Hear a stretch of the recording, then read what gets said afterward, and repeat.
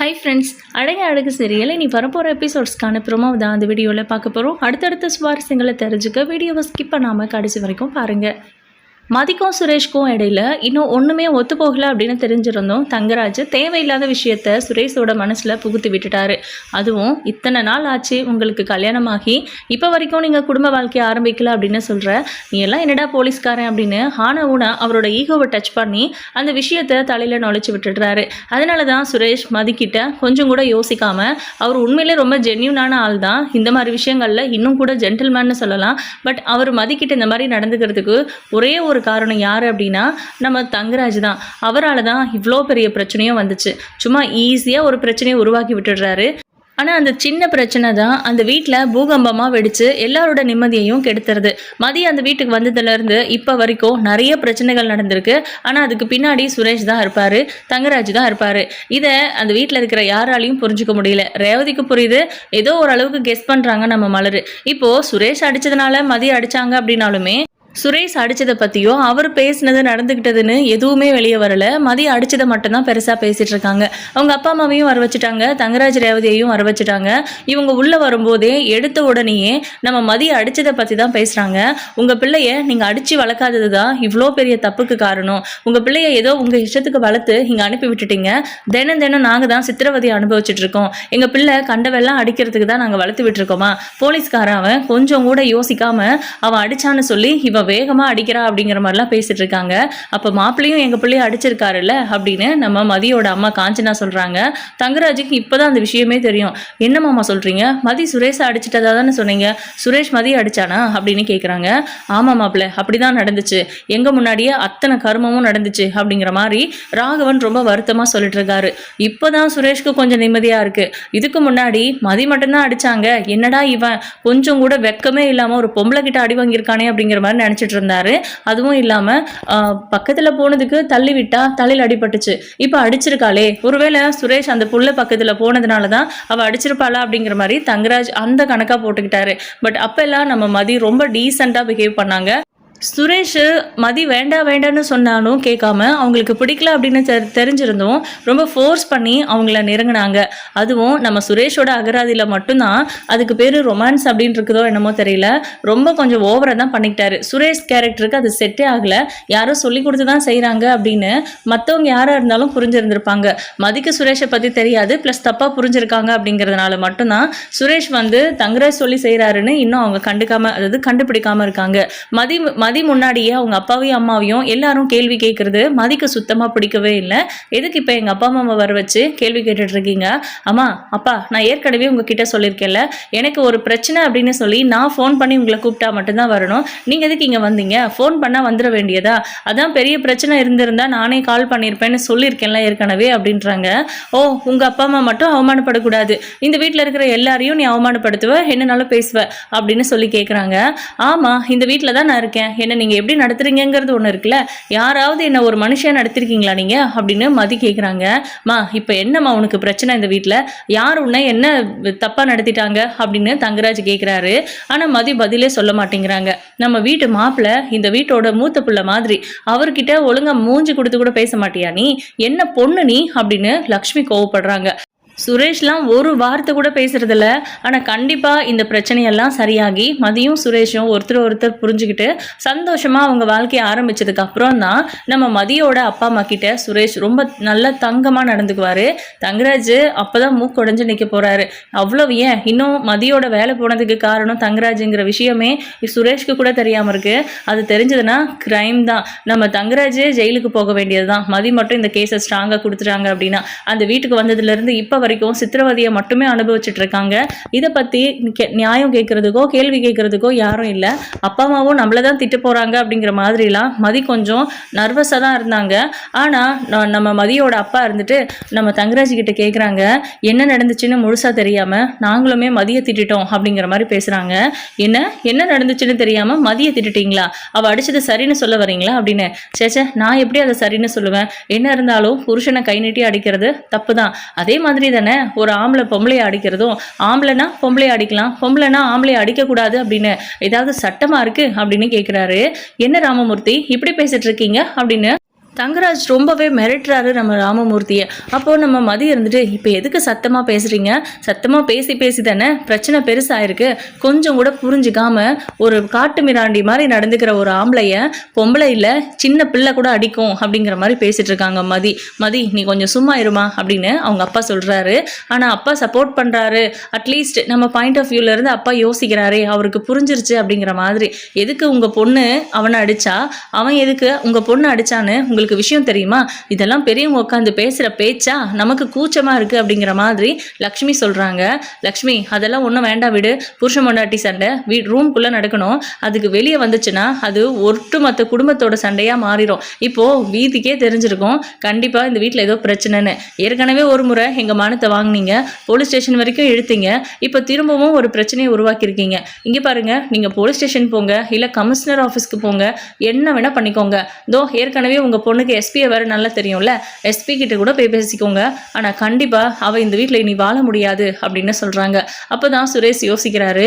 கண்டிப்பாக மதி எஸ்பி ஆஃபீஸ்க்கு போகக்கூடிய ஆள் தான். அவளை நான் அடித்தேன் அப்படிங்கிறது தான் அவள் ஹைலைட் பண்ணி சொல்லுவாள். ப்ளஸ் அவர் போலீஸில் இருக்கிறதுனால அவருக்கு தெரியாதா என்ன டொமஸ்டிக் வயலன்ஸ் அப்படிங்கிறது எந்த அளவுக்கு மோசமான விஷயம், அது ஒரு மனுஷனை எந்த அளவுக்கு கொண்டு போய் தள்ளிவிடும் அப்படிங்கிறதெல்லாம். ஜெயிலுக்கு போக வேண்டிய விஷயம் ஆக்சுவலாக அது. அவங்க அடித்ததுனால இவங்க திருப்பி அடித்தாங்க அப்படின்னு மதியால் எஸ்கேப் ஆக முடியும். ஆனால் சுரேஷால் எஸ்கேப் ஆகவே முடியாது. கிட்டத்தட்ட பலாத்காரம் பண்ண ஒரு கிரைம் தான் அது நம்ம சுரேஷ் பண்ணினது. உண்மையிலே ரொம்ப ரொம்ப தப்பு. விருப்பம் இல்லை அப்படிங்கிற ஒரு பொண்ணை அவ்வளோ கட்டாயப்படுத்தினாரு. அப்போ கூட புருஷன்னு மரியாதை கொடுத்து, வேண்டாம் நான் மென்டலி ப்ரிப்பேர் ஆகலை, எனக்கு பிடிக்கல அப்படின்னு டீசெண்டாக சொன்னாங்க. அப்போ கேட்டிருந்தா கூட சுரேஷ் மேலே ஒரு மதிப்போ மரியாதையோ நம்ம மதிக்கு உருவாயிருந்திருக்கோம். அதையெல்லாம் பண்ணுறதை விட்டுட்டு தங்கராஜ் மாதிரி காட்டு மிராண்டி மாதிரி தான் நடந்துக்கிட்டாரு நம்ம சுரேஷ். இதை வெட்ட வெளிச்சமா மதி எல்லாரும் முன்னாடியும் சொல்கிறதுக்கு ரொம்ப வெக்கப்படுறாங்க. அவங்களுக்கு பிடிக்கவும் இல்லை இதை பற்றி பேசுகிறதுக்கு. அப்போ சுரேஷ் கிட்டே தங்கராஜ் கேட்குறாங்க, சுரேஷ் தோ பொண்ணை பெற்றவங்க 2 பேரும் வந்திருக்காங்கல்ல, அவங்க பொண்ணு மேலே தப்பு இல்லை, உங்கள் புள்ள அடித்ததுனால தானே எங்கள் பொண்ணு அடித்தா அப்படின்னு கேட்குறாங்க. அதுக்கெல்லாம் நம்மக்கிட்ட நான் பதிலாக இல்லை, சொல்லுடா ஆரம்பத்துலேருந்து சொல்லு என்ன நடந்துச்சு, அவங்க பொண்ணு என்ன பண்ணா, நீ என்ன பேசின, எதனால உங்களுக்குள்ள சண்டை வந்துச்சு, நீ ஏன் அவளை அடித்த, அவன் ஏன் உன்னை அடித்தான்னு முழுசாக சொல்லு. அப்போ தான் மதி பக்கம் இருக்கிற தப்பு என்னங்கிறது அவங்களுக்கு புரியும். ராமமூர்த்தி நான் உங்ககிட்ட இதை எக்ஸ்பெக்ட் பண்ணவே இல்லை தெரியுமா, ரொம்ப ரொம்ப ஃபஸ்ட்டு நீங்கள் இப்படி பேசுறது அப்படின்னு அவரையே வந்து குற்றம் சொல்லிட்டு இருக்காங்க. அவர் இப்போ தான் ஃபஸ்ட்டு டைம் உங்களை எதிர்த்து எனக்கு சப்போர்ட் பண்ணி ஒரு வார்த்தை பேசியிருக்காரு. அது உங்களுக்கு பொறுக்கல இல்லை, தன் பிள்ளைய யார் வேணாலும் என்ன வேணாலும் சொல்லிட்டு போகலாம் அப்படிங்கிற மாதிரி அப்பா என்னோட அப்பா கிடையாது. இதுக்கு முன்னாடி நான் ஏதோ வாய் துடுக்கா பேசியிருப்பேன், அதனால தான் பிரச்சனையாக இருக்கும்னு நினச்சிருப்பாரு. ஆனால் இருக்க இருக்க அது ஒவ்வொரு நாளும் இந்த வீட்டில் பிரச்சனை மட்டும்தான் போயிட்டுருக்கு. நான் நிம்மதியாக இல்லைங்கிறது இன்னமும் எங்கள் அப்பா அம்மாவுக்கு புரிஞ்சிருக்காது. அந்த வீட்டில் நாங்கள் 2 பேரும் பொம்பளை பிள்ளைங்களா பிறந்திருந்தாலும் நாங்கள் 2 பேருமே ஆம்பளை பிள்ளைங்களா வளர்ந்தோம். எப்பவுமே எங்களுக்கு வேணுங்கிறத நாங்களாக தான் டிசைட் பண்ணியிருக்கோம். எங்கள் அப்பா உங்ககிட்ட சம்பளத்துக்கு தான் வேலை பார்த்தாரு, ஆனால் எங்கள் 2 பேரையுமே இளவரசிங்க மாதிரி தான் வளர்த்தாரு. நீங்கள் என்ன நினச்சிட்டு இருக்கீங்க எங்கள் அப்பாவை பற்றி அப்படின்னு மதி கேட்குறாங்க. ஆமாம் எங்களுக்கு ஆம்பளை பிள்ளை இல்லை பொம்பளை பிள்ளைங்க தான் அப்படின்னு காஞ்சனாவும் பேச ஆரம்பிக்கிறாங்க. போதுமா, இதெல்லாம் நான் உங்ககிட்ட யாருக்கிட்டையோ கேட்கல, இதெல்லாம் எங்கள் வீட்லேயும் நடக்கிறது தான். நாங்களும் பொம்பளை பிள்ளைங்கள தைரியமாக வளர்க்கணும்னு தான் ஆசைப்படுறோம். அதுக்காக ஆம்பளைய கை நீட்டுறதா, அதுவும் புருஷனை அப்படின்னு சொல்லி லக்ஷ்மியும் கேட்குறாங்க, ராகவனும் கேட்குறாங்க. அதையே எத்தனை நாளைக்கு சொல்லிட்டு இருக்க போறீங்க, நீங்கள் என்னன்னாலும் பண்ணலாம், அதை வாங்கிக்கிட்டு கூட கும்பிடு போட்டுட்டு இங்கேயே உட்காந்து சாப்பிட்டுட்டு இருக்கணும் அப்படிங்கிற அவசியம் மதிக்கு கிடையாது. ஒருவேளை மதியை வச்சு உங்களால் இந்த வீட்டில் வாழ முடியாதுன்னு சொன்னீங்கன்னா தாராளமாக அனுப்பிடுங்க, நான் பார்த்துக்கிறேன், என் பொண்ணு வாழ்க்கையை நான் சரி பண்ணிக்கிறேன், அவளுக்கு நான் இருக்கேன், நான் இருக்கிற வரைக்கும் அவளை யார்கிட்டயும் அசிங்கப்படவோ இந்த மாதிரி அடி வாங்கவோ விடமாட்டேன். எங்கள் பிள்ளைய நானே கை நீட்டி அடிச்சது கிடையாது, நீங்கள் என்ன கை நீட்டி இருக்கீங்க, இதெல்லாம் ரொம்ப தப்பு மாப்பிள்ள அப்படின்னு ராமமூர்த்தி கேட்குறாரு. பரவாயில்லையே நல்லாவே ட்ரெயின் பண்ணியிருக்கீங்க, அப்போ உங்கள் பொண்ணை நீங்கள் தான் இந்த மாதிரிலாம் ட்ரெயின் பண்ணி அனுப்பியிருக்கீங்களா அப்படின்னு கேட்குறாங்க. ஆமாம், யாராவது உன்னை அடித்தாங்கன்னா, அதுவும் உன் மேலே தப்பு இல்லாமல் அடித்தாங்கன்னா நீ தாராளமாக திருப்பி அடிக்கலாம் அப்படின்னு நான் சொல்லியிருக்கேன். உன் மேலே தப்பே இருந்தாலும் யாராவது உன்னை அடித்தா நீ அடி வாங்கிட்டு வரக்கூடாது, அதை எப்படி அவங்க ஹேண்டில் பண்ணணுமோ அப்படி தான் பண்ணணும், அடிக்கிறதுங்கிறது வன்முறை அப்படின்னு என் பிள்ளைக்கு நான் சொல்லி சொல்லி வளர்த்துருக்கேன் அப்படின்னு சொல்கிறாங்க. அதான் வன்முறையை செஞ்சுருக்காளே புருஷன்கிட்டயே அப்படின்றாரு தங்கராஜ். வன்முறை யார் ஃபஸ்ட்டு கிரியேட் பண்ணுது, அதாவது உங்கள் வீட்டு பையன் எங்கள் பொண்ணை அடித்ததுனால தான் அவள் திருப்பி அடிச்சிருக்கா, அடித்தா திருப்பி அடிக்கணும்னு தான் சொல்லி வளர்த்துருக்கேன் என் பிள்ளைய அப்படின்னு சொல்லி அவர் சொல்லிட்டு இருக்காரு. அப்போது இதெல்லாம் ரொம்ப தப்பு ராமமூர்த்தி, ஒரு பொம்பளை பிள்ளைக்கு இப்படியா சொல்லி கொடுத்து வளர்க்குவீங்க அப்படின்னு.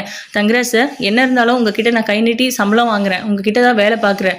இல்லை, நான் உங்ககிட்ட இதை பற்றி டைரெக்டாக என்னால் கேட்க முடியல, ஆனால் இந்த வீட்டில் இருக்கிறவங்க பெரியவங்க கிட்ட நான் கேட்குறேன். ஏன் சார் சமந்தி, நான் உங்களை எப்படி கூப்பிட்றதுன்னு தெரியல, என்ன இருந்தாலும் நீங்கள் என்னை விட வயசில் பெரியவங்களா தான் இருப்பீங்க. உங்கள் வீட்டில் ஒரு பொம்பளை பிள்ளை இருக்குது, பேத்தி.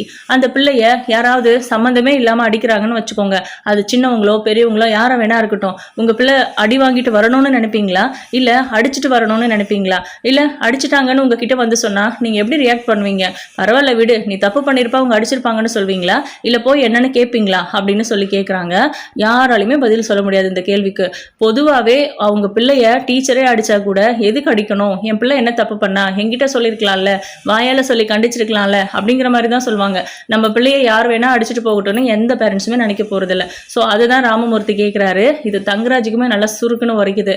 சரி, அதுக்காக கட்டின புருஷன் கோவத்தில் ஒரேடியாக அடிச்சுட்டா, அதுக்கு திருப்பி அடிப்பாளா இவ அப்படின்னு கேட்குறாங்க. சார், கட்டின புருஷன் ஒழுங்காக இருந்தால் எதுக்கு சார் பொண்ணு அம்மா வீட்டில் இருக்கிறவங்க கிட்டே கம்ப்ளைண்ட் பண்ண போகுது, இந்த வீட்டில் வாழை பிடிக்கலன்னு போக போகுது? நிறைய விஷயங்கள் இருக்குது சார், உள்ளுக்குள்ளே வந்து பார்த்தா தான் தெரியும். நீங்கள் உங்கள் பக்கம் இருக்கிற நியாயத்தை சொல்கிறீங்க, மதியம் அவள் பக்கம் இருக்கிற நியாயத்தை சொல்கிறா. இதெல்லாம் புரிதல் சம்மந்தப்பட்ட விஷயம். புருஷன் பொண்டாட்டிக்கு இடையில நம்ம எல்லாரும் இந்த மாதிரி உட்காந்து பேசுகிறதே தப்பு. இந்த இங்கிதம் உங்கள் பிள்ளைக்கு இல்லைன்னு தான் நான் சொல்லுவேன் அப்படின்னு சுரேஷை பற்றி சொல்கிறாங்க. சுரேஷ் கோவப்பட்டு எந்திரிச்சு நிற்கிறாரு. என்ன நினச்சிட்டு இருக்கீங்க நீங்கள் ரெண்டு பேரும்? உங்க பொண்ணு ஏதாவது ஒரு தப்பு பண்ணுவா, உங்களை கூப்பிட்டு வச்சு பேசினா இப்படி ஏதாவது ஒன்று சமாளிச்சு அவளை இங்கே விட்டு போயிடுவீங்க அப்படின்னு அப்படியே ஆக்ரோஷமாக பேசுகிறாரு. எங்ககிட்டயே நீங்கள் இப்படி பேசுகிறீங்க, என்ன இருந்தாலும் பெரியவங்க மரியாதை கொடுத்து பேசணுன்னு உங்கள் அப்பா அம்மா உங்களுக்கு சொல்லிக் கொடுக்கலையா மாப்பிள்ள அப்படின்னு கேட்குறாங்க. அவங்க ரெண்டு பேரும் அப்படியே ஒரு மாதிரி தலை குனிஞ்சு போயிடுறாங்க.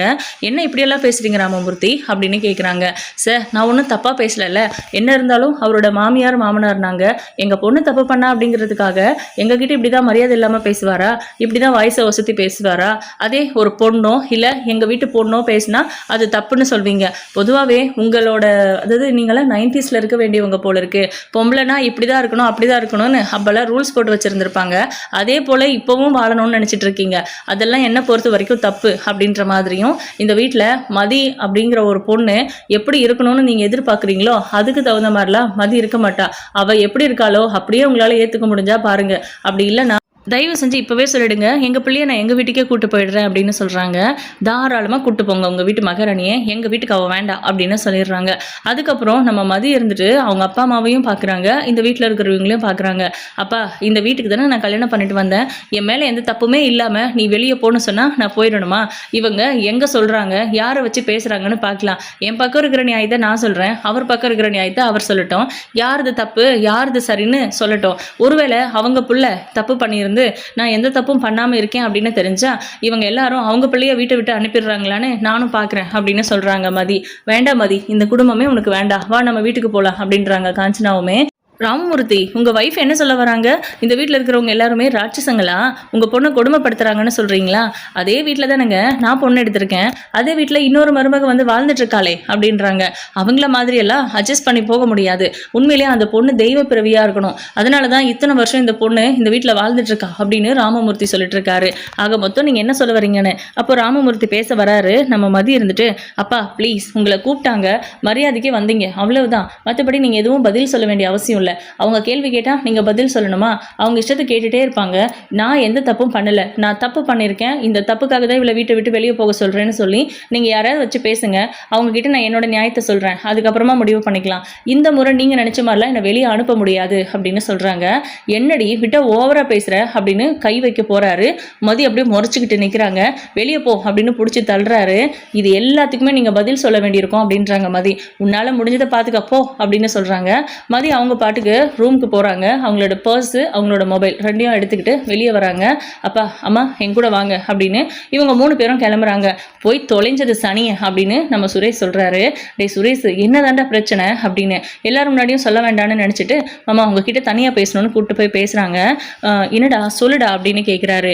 இல்லை மாமா, நீங்கள் சொன்னீங்கல்ல உங்கள் வாழ்க்கையை ஆரம்பிங்க, அவள் வேலை போன சோகத்தில் இருப்பா, சீக்கிரமாகவே நீங்கள் 2 பேரும் மிங்கிள் ஆகணும், உங்களுக்குன்னு ஒரு குழந்தை குட்டி பிறக்கணும், அதுக்கப்புறம் தான் எல்லாமே மாறும், உனக்கு பிடிச்ச மாதிரி அவள் மாறுவான்னு சொன்னீங்க. அந்த ஆசையில் நானும் கொஞ்சம் ரொமான்டிக்காக தான் போனேன். ஆனால் அவள் பிடிச்சி தள்ளி விடுறா, வேண்டாம் வேண்டான்னு சொல்கிறா. நான் என்னதான் பண்ணுறதுன்னு. வேண்டான்னு சொன்னாலா? என்னடா சொல்கிற அப்படின்னு கேட்குறாங்க. ஆமாம் மாமா, வேண்டான்னு தான் சொன்னான். நீங்கள் சொன்னீங்கல்ல, பொண்ணுங்க அப்படி தான் சொல்லுவாங்க, நம்ம தான் எல்லாத்தையும் புரிய வைக்கணும், அவங்களெல்லாம் நம்ம வழிக்கு வர வைக்கிறோன்னு சொன்னீங்கல்ல, அதான் கண்டினியூவாக நான் ட்ரை பண்ணிகிட்டே இருந்தேன். அவள் என்னை பிடிச்சி தள்ளி விடுறா, கொஞ்சம் கூட சட்டையே பண்ண மாட்டேங்கிறா. அதை கோவம் வந்து இன்னைக்கு நீயா நானா பார்க்கலான்னு சொல்லி நான் மறுபடியும் போயிட்டு அவள் மேலே கையை வச்சேன். அப்புறம் கத்த ஆரம்பிச்சிட்டா, நானும் கத்துனேன், அதனால சண்டை வந்துருச்சு அப்படின்றாங்க. தலையை அடிச்சுக்கிறாரு சுரேஷ். என்னாச்சு மாமா அப்படின்னு கேட்குறாங்க.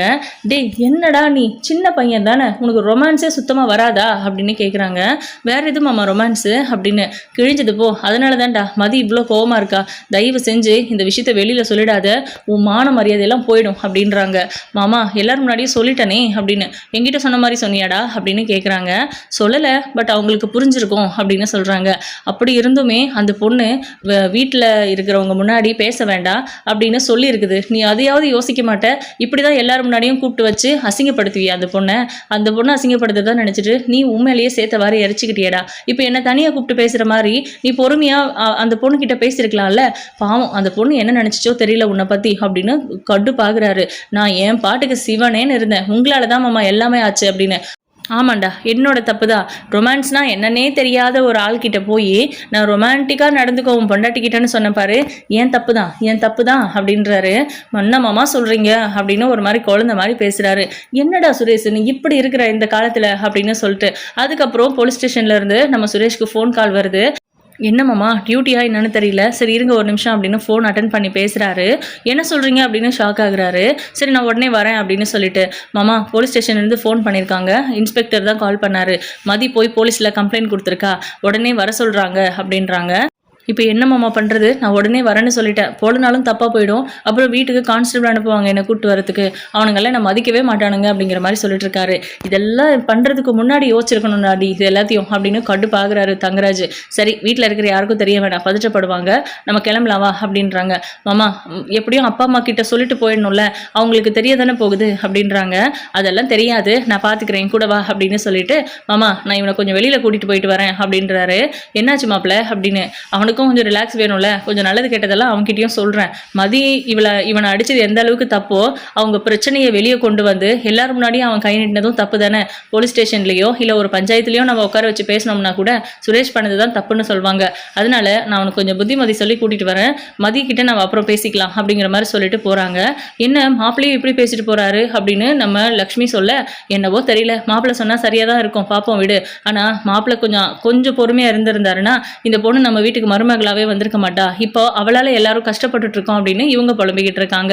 மதி நல்ல பொண்ணு தான் அப்படின்னு மலர் சொன்னா, ஓ கிச்சனில் ஏதாவது வேலை இருந்தால் பாரு, சும்மா வந்துட்டா மதிக்கு சப்போர்ட் பண்ணுறதுக்கு அப்படின்னு திட்டுறாங்க. அவங்களும் அமைதியாக போயிடுறாங்க, எதுவும் பேசுறதில்ல. உங்களுக்கெல்லாம் மதி தான் சரி அப்படின்னு மனசுக்குள்ளே நினச்சிக்கிறாங்க. இங்கே மதியோட அப்பாவும் போலீஸ் ஸ்டேஷனில் கம்ப்ளைண்ட் எழுதி கொடுக்குறாங்க. நம்ம தங்கராஜும் சுரேஷும் அங்கே போகவும், என்னையா இது மாதத்துக்கு ஒரு பிரச்சனையா, இப்போ ஒரு வாரம் கூட ஆகலை பிரச்சனை நடந்து, நான் அப்போ தானே சொல்லி அனுப்புனேன், வீட்டுக்கு வந்த மருமகளை உங்களால் ஒழுங்கா பார்த்துக்க முடியாதா, அடிச்சிருக்கீங்க, எதுக்காக அடிச்சாங்க அப்படின்னு அந்த பொண்ணு கிட்ட கேட்டா, அந்த பொண்ணு சொல்றது எல்லாம் கேட்கும்போது எனக்கே உடம்பெல்லாம் சிலிர்க்குது. இப்படி எல்லாமே ஒரு ஆம்பளை நடந்துப்பான், அதுவும் இந்த காலத்துல, எந்த காலத்துல பிறக்க வேண்டியவன் இந்த காலத்துல வந்து பிறந்து ஏன் தாலியா இருக்கிற, உன்னால டிபார்ட்மெண்ட்டுக்கே கெட்ட பெரியா அப்படின்னு சொல்லிட்டு இருக்காங்க. சார் அவ ஏதோ உங்ககிட்ட போய் சொல்லியிருக்கா அப்படின்னு. எதையா போய், என்னதான் பொண்டாட்டியா இருந்தாலும் அவ விருப்பம் இல்லாம அவளை தொடர்றது தப்புன்னு தெரியாதா உனக்கு, டொமஸ்டிக் வயலன்ஸ் கேஸ்ல பதிவு பண்ணியிருக்காங்க, என்ன இந்த கேஸ் எடுக்கட்டுமா அப்படின்னு கேட்குறாரு. சார் அது வந்து அப்படின்ட்டு, எனக்கு எந்த ஆப்ஷனுமே இல்லை, உங்களை இப்போதைக்கு கைது பண்ணுறது மட்டும்தான் எங்களுக்கு ஒரே இருக்கிற ஆப்ஷன் அப்படின்னு சொல்லி இவரை லாக்கப்பில் தள்ளுங்க அப்படின்னு சுரேஷை லாக்கப்பில் தள்ளிடுறாங்க. மதி வந்து தங்கராஜ் முகத்தையோ சுரேஷோட முகத்தையோ பார்க்கறதே கிடையாது, கட்டுப்பாக உட்காந்துட்டு இருக்காங்க. மதி இங்கே பாரு, அவன் பண்ணதெல்லாம் தப்பு தான், தேவையில்லாமல் எதுக்குமா குடும்ப பிரச்சனையை போலீஸ் ஸ்டேஷன் வரைக்கும் இழுத்துக்கிட்டு, நான் உங்ககிட்ட கையெடுத்து கும்பிட்டு கேட்டுக்கிறேன், தயவு செஞ்சு கேஸை வாபஸ் வாங்கு, தயவு செஞ்சு இந்த பிரச்சனை வேண்டாம், அவன் வேலை போயிடுமா, தயவு செஞ்சு புரிஞ்சுக்கோ அப்படின்றாரு. ஆனால் மதி எதுவுமே பேசாமல் அந்த பக்கமாக திரும்பிக்கிறாங்க. ராமூர்த்தி நான் இவ்வளோ தூரம் சொல்லிட்டு இருக்கேன், உங்களுக்கு கொஞ்சம் கூட உங்கள் பொண்ணோட வாழ்க்கை மேலே அக்கறையே இல்லையா அப்படின்னு. ஆனால் ராமமூர்த்தியும் எதுவும் பேசாமல் அமைதியாகவே இருக்காரு. 2 பேரும் வாங்க ஒரு நிமிஷம் என் கூட வாங்க அப்படின்னு. சார் ப்ளீஸ் கேஸ் ஃபைல் பண்ணிடாதீங்க, ஒரு 5 நிமிஷம் எனக்கு டைம் கொடுங்க, இவங்ககிட்ட நான் பேசுகிறேன் அப்படின்னு தங்கராஜ் அவங்க 2 பேரையும் போலீஸ் ஸ்டேஷனுக்கு வெளியே கூட்டிகிட்டு போய் பேசுகிறாங்க. ஆனால் மதி ஒரு மாதிரி டல்லாக இருக்கிறத பார்த்துட்டு தங்கராஜே ஓடி போய் வாட்டர் பாட்டில் வாங்கிட்டு வந்து மதிக்கிட்ட கொடுக்குறாங்க. இந்தா குடி அப்படின்னு. வேண்டாம் அப்படின்னு சொல்லிடுறாங்க. குடிமா, முகமெல்லாம் பாரு இவ்வளோ டல்லாக இருக்குது, இந்த வாஷ் பண்ணிக்கோ அப்படின்னு சொல்லி கொடுத்து அவங்க முகத்தை வாஷ் பண்ணிவிட்டு வாயெல்லாம் கொப்பளிச்சுட்டு அதுக்கப்புறம் தண்ணி குடிக்கிறாங்க. என்ன நடந்துச்சு அப்படிங்கிறது இங்கே நம்ம மலருக்கு தெரியும், இந்த பக்கம் நம்ம தங்கராஜுக்கு தெரியும். எப்படி பார்த்தாலும் சுரேஷ் மேலே தான் தப்பு, நான் இல்லைன்னு சொல்லலை. அந்த லூசு பையன் இப்போ தான் என்கிட்ட எல்லாத்தையும் சொன்னான். அதுக்கு முன்னாடி எனக்கு தெரியாதுமா, எனக்கு ஃபோன் பண்ணி கூப்பிடும்போது கூட மதி சுரேஷ் அடிச்சிட்டான்னு தான் சொன்னாங்க. சுரேஷ் மதி அடிச்சதை என்கிட்ட சொல்லவே இல்லை அப்படின்றாங்க. எவ்வளோ பேசினாலும் கண்டிப்பாக மதி ஒத்துக்க போகிறதில்ல. பட் தங்கராஜும் சுரேஷும் இந்த விஷயத்தில் எப்படி வந்து மதியை கன்வின்ஸ் பண்ண போகிறாங்க அப்படிங்கிறத வெயிட் பண்ணி பார்க்கலாம். கண்டிப்பாக மதிக்கு வேலை வாங்கி கொடுத்து அப்படி இப்படின்னு தாஜா பண்ணுவாங்கன்னு தான் நினைக்கிறேன். உங்களோட கருத்துக்களை கமெண்ட் பண்ணுங்கள். இந்த வீடியோ பிடிச்சிருந்தா ஒரு லைக் கொடுங்க.